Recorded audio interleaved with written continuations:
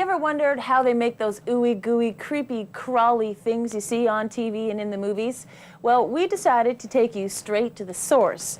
Here's a well-known man within the industry, and he'll make you squirm. I'm in the business of changing people into things that they probably wouldn't be changed into in normal life, such as monsters and creatures and bats and snakes and various other crazy things, mostly because writers have vivid imaginations, and rather than sort of dreaming at night, they like to write them on paper and make actors act them out and make prosthetic technicians like myself bring these things to life.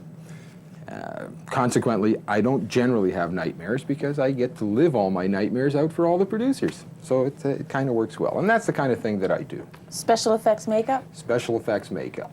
How did you get started? Well, basically I started in high school as an actor.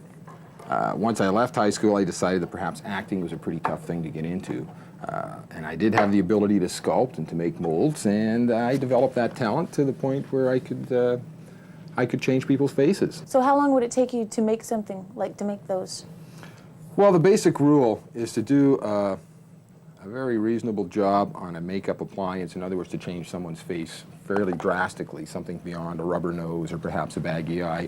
It would generally take between 40 and 60 hours of preparatory work before it'd be ready to apply on camera. And so then you're on set with them and you're applying it? And then we get called in very early in the morning because we don't want to hold up any of the shooting crews, of course. So we get calls like 3 or 4 in the morning, and we generally have about a 2.5 to 4 hour process before the actor's ready to go in front of the camera. Is it competitive? Is there a lot of people trying to get into the business? Well, I guess that's really two questions in one, because number one, yes, it's just like any other business. It's very competitive because of the types of adventures they send us on. Everybody wants to get in on that adventure. And yes, there's a lot of people that won't want to do this kind of work. But a lot of them, I find, don't realize the extreme amount of time and effort that goes into it, the extreme amount of study and preparation one needs to do in order to break into the business, because it is a very knowledge-based, material-based type of profession. So it's not just good enough to know how to put on blush and how to put on the basics. You know, it reaches much, much farther than that into very many fields. Not only do you have to know how to sculpt, you have to have some basic chemical knowledge. You have to learn the safety aspect. There's the sort of technical side of making molds and creating mechanical armatures and mechanical moving parts.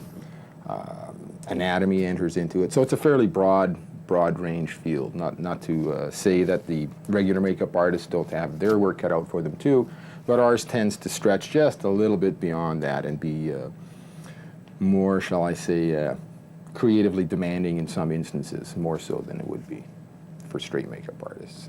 Is that a good place, though, for someone to start?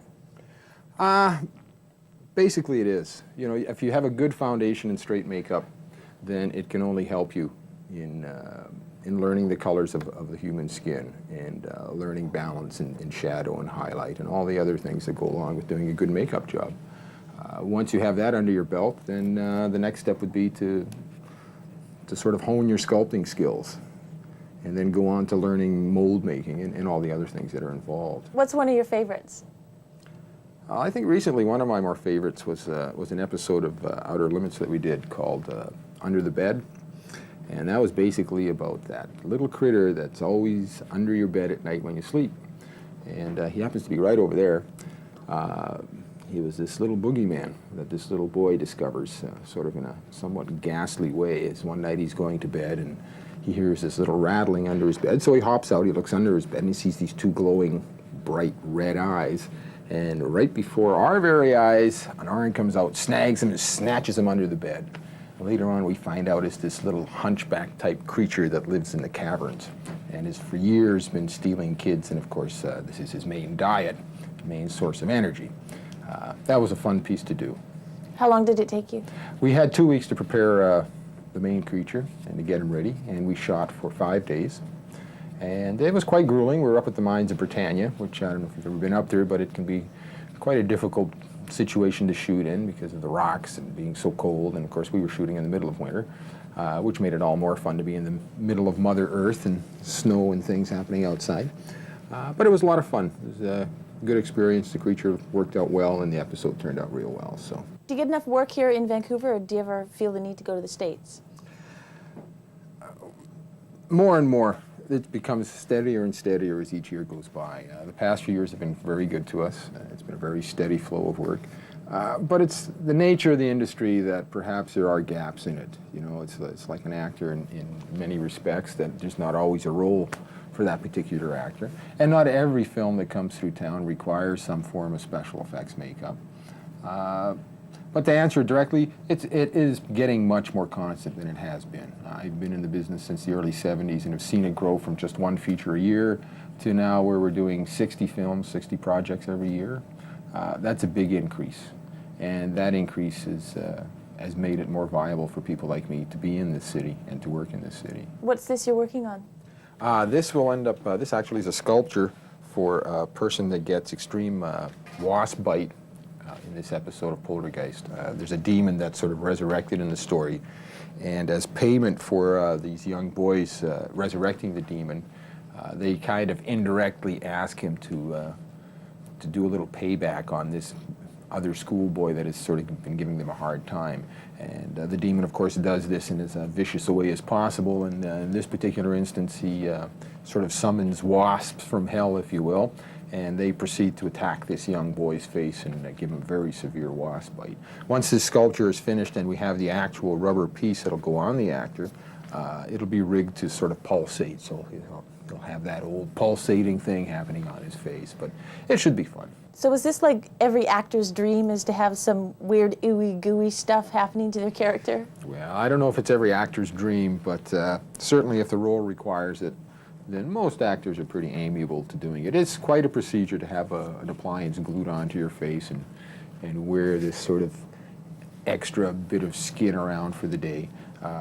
It's a long process, as we said, to put it on. It generally takes between 2.5 and 3 hours, and it does take somewhere between 20 to 45 minutes to take it off. So it's an arduous procedure, and if you have to do it many, many times, day after day, it can get a bit tedious. You see Michael Lerner here? This is Michael Lerner. This was in Omen 4, where poor Michael is standing in front of a woodshed, and this giant wrecking ball smashes through the woodshed and smashes into Michael. And this is Michael hanging from the giant ball, in great pain, I might add. Richard Grieco, in a movie called Tomcat. What I did for Richard, it appears that he's shaven, but in actuality, that's two sets of what we call rubber appliances. One is a bald cap, and the second one is a special foam appliance made for his head, which allowed us to take a little divot out of his skull and access his brain, which was part of the storyline. And once we've accessed Richard's brain, we went over to our brain cat, which we'll come to after, and we transferred the DNA. Isn't that exciting? Lou Ferrigno, one of the nicest big guys you'll ever want to meet in your whole life. For a guy who's painted green most of his life, he still has a really good attitude. And as you can see, Lou's very big. This is a Winnebago we had for, but he stretched right across that. He's a great guy. A lot of fun to work with him. Bonnie Bedelia from Needful Things. Pulling close, you can see the arthritic hands we did for her. That's where the devil puts a curse on her and gives her this extreme arthritis. Beau Bridges, in the pilot episode for Outer Limits, called The Sand Kings, where he gets attacked by these little space bugs and they bite him, and all of a sudden he has this sort of creeping disease that travels up around his face. And here's Perry King in a show called Stranger in the Mirror, which was a Sidney Sheldon book originally, whereby this comic suffers a stroke and suffers a paralysis to half of his face. And you can see here in this picture that we've just put the rubber appliances on his face and we haven't started to color yet. It was fun working with Perry, a very nice guy. This particular old lady here with the Uzi was for a picture called Black Cat, which was an offshore picture made by a Chinese company.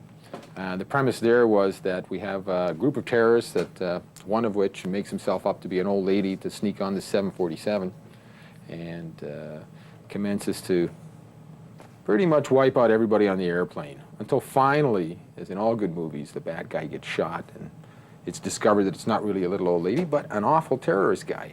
So he got his comeuppance too. This is Holly Robinson here, just underneath Richard. That was for an episode of the old Jump Street series, where they are all very old in that episode and are sort of looking back in time to when they were young. It's Johnny Depp over in the corner over there. As you can see, we store a great deal of artifacts here.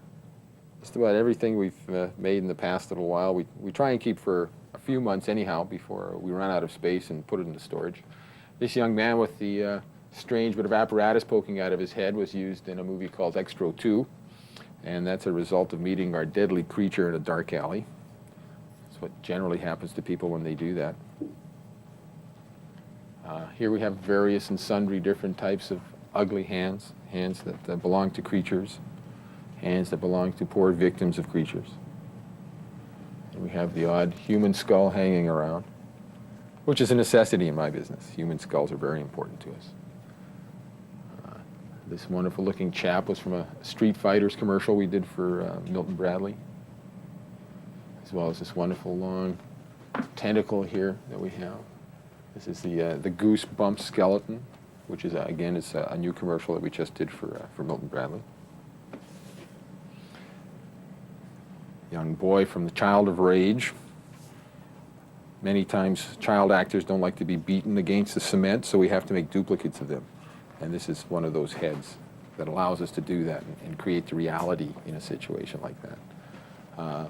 This young lady hung around with Jeff Goldblum in the Hideaway picture. She was one of the many cadavers in that great wire construction that the madman at the end is found killing these people in.